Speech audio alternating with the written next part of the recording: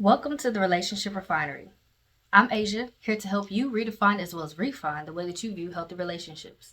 So, if you are someone who is in need of healthy relationships, you'd like to learn more about what it means to be in a healthy relationship, make sure that you subscribe as well as hit the notification bell so that you'll be notified every time that I post a video. And if you haven't been keeping up with the latest series that I've been doing titled Love Is, where I've been going through 1 Corinthians 13, 4 through 7, and talking about what love actually means, make sure that you go ahead and check those videos out right now.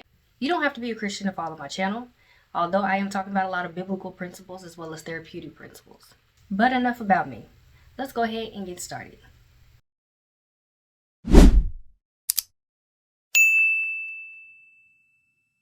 Have you ever felt like that the love that you truly desire just does not exist?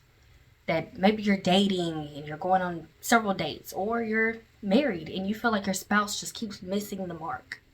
Today, that's what we're addressing. We're talking about the fact that sometimes it can feel like that romantic relationships are just missing the mark. And the truth of the matter is that they're going to, because they're human. And you may be trying to place them in a hole that only God can fill. So we're going to be looking at this post here, which I believe is from Tumblr. And I appreciate the person who made this post, who, was vulnerable enough to say like that they feel that the love that they're looking for is non-existent. And I also appreciate the person who commented and made the realization that, there's a lot of people in this world who feel like that the love they desire is non-existent when truthfully they're looking for God in human. So let's talk about it. I don't know if it's media, I don't know if it's people, I don't know if it's just our human desire for a certain type of love, but we, maybe not all of us, but a lot of us, if you have been longing for love, such as myself, since you were, little, then you might have had this expectation of what love would look like. So once again, if you're married, you may be able to relate to this, or if you're dating, you might also be able to relate to this. But having those big expectations can put a lot of pressure on the relationship and ultimately make it fail. Sometimes this can be self-sabotaging. So there are people in this world who desire this grand love that they know does not exist in human form. And so they put a lot of pressure on the relationship because they know it's going to fail. And that's their expectation. They already have in their mind that it's going to fail. So if I put these high expectations on them, then either it's going to work out for the best because they're going to meet the expectation, but more than likely they're not. And it's going to fail. But I knew it was going to fail anyway. You can build your relationship on a strong foundation, and it can still fail if you put too much pressure on it. And when I say too much pressure, I mean expecting your spouse to be God, expecting them to be Jesus. And we're going to talk more about what that looks like. For example, if you think that being married or being in a relationship means that your partner is going to make you the happiest person in the world, then you are putting a tremendous amount of pressure on the relationship, and it's going to fail. It's going to lead to disappointments, it's going to lead to codependency, and it's just going to lead to an unhealthy relationship. Once again, Relationship Refinery. We're here to talk about healthy relationships. So having the expectation that your partner is going to make you happy is going to lead to, like I said, the disappointments, the codependency, the unhealthy relationships, as well as for them to be your security.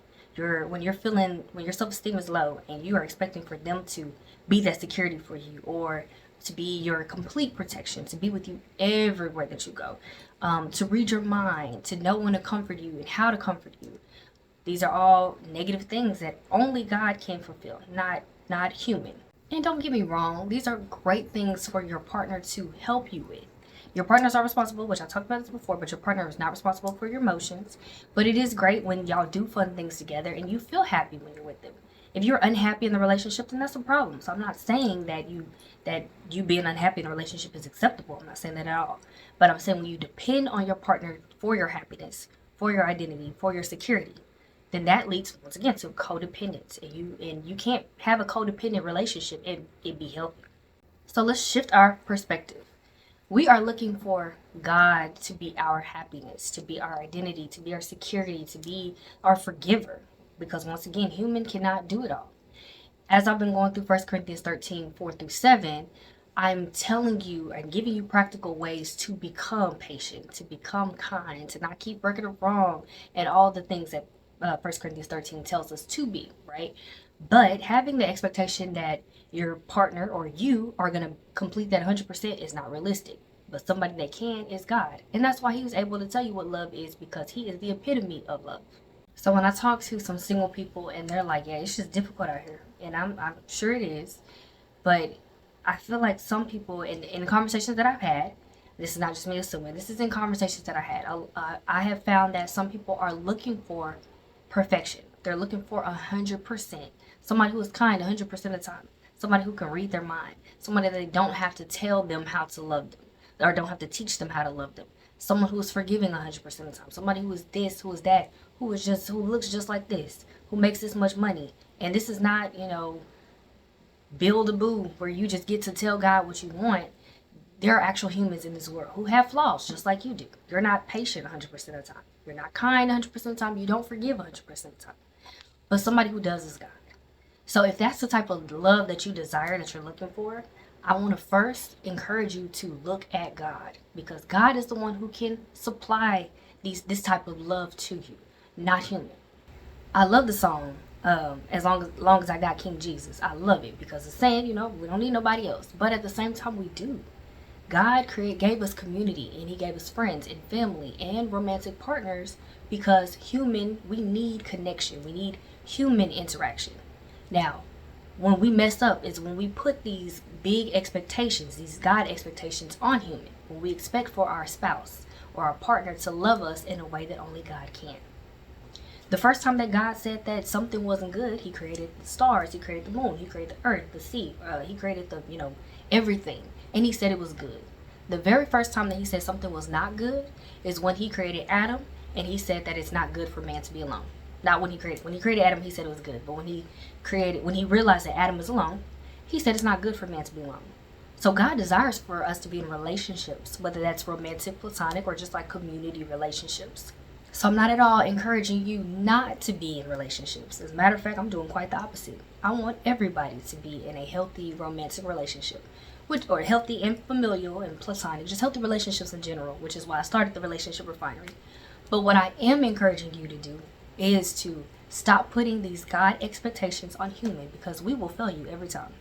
So to shift your perspective, I'm strongly encouraging you to seek first his kingdom and righteousness, and know that all these things will be added unto you.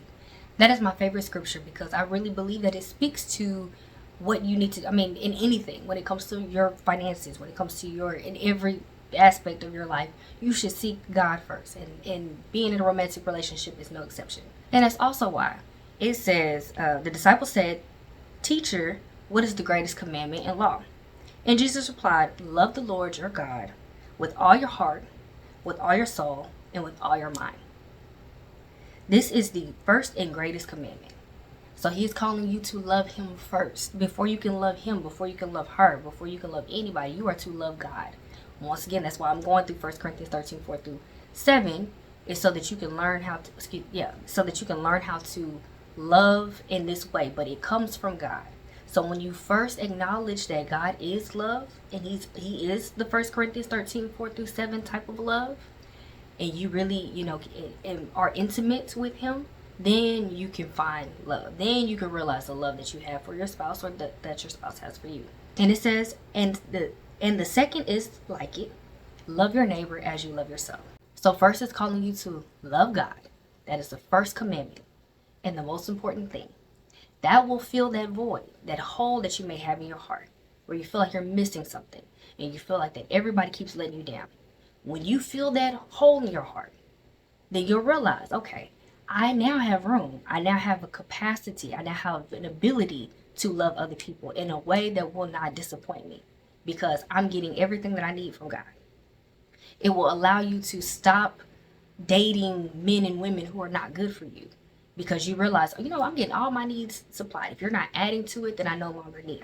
There's nothing I need from you. But it'll also hold you accountable, so that you're not, high and mighty and just like, oh, there's nobody who can date me. There's nobody good enough for me because I'm God's favorite. I'm God's child. But it will allow you to be humble and realize, you know what, I got work to do before I start dating. Looking at 1 Corinthians 13, 4 through 7, if God is calling me to love him and then love others as I love myself, I realize I don't even really love myself the way that he's calling me to. And then the second part is, like it says, love others as you love yourself. You have to love yourself first before you can love others. And there's so many people who are trying to love others, and they don't even love themselves, and they don't love God. They don't truly love God. Like, they don't abide in God. They're not intimate with God. And that's part of the reason. This is, I truly believe, the reason why the dating pool is trash.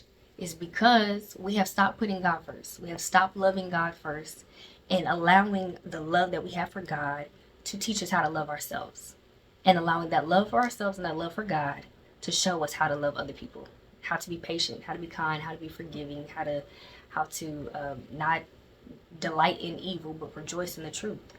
We're unable to do that because we don't truly love God. We just tolerate God. We're just cool with God, but we're not besties with God. And so that's what I pray for you. That's all that I have for today. My question for you though is, what expectation have you been placing on your partner or your future partner? Have you realized I've been putting this pressure on my future partner that you need to let go and give to God? In what ways do you anticipate becoming closer to God? Leave your comments in the comment section. And I pray that this message blessed you. I pray that you would release the expectation that I need somebody to love me in this way and realize that it's actually God that you need and not man, not woman. Don't get me wrong, because once again, I'm not advocating that you don't get in a relationship, that you only be in a relationship with God, because he did say it's not good for man to be alone. But I am saying make sure that you're doing it in order. As usual, make sure that you subscribe as well as hit the notification bell so that you'll be notified every time that I post a video. Until next time.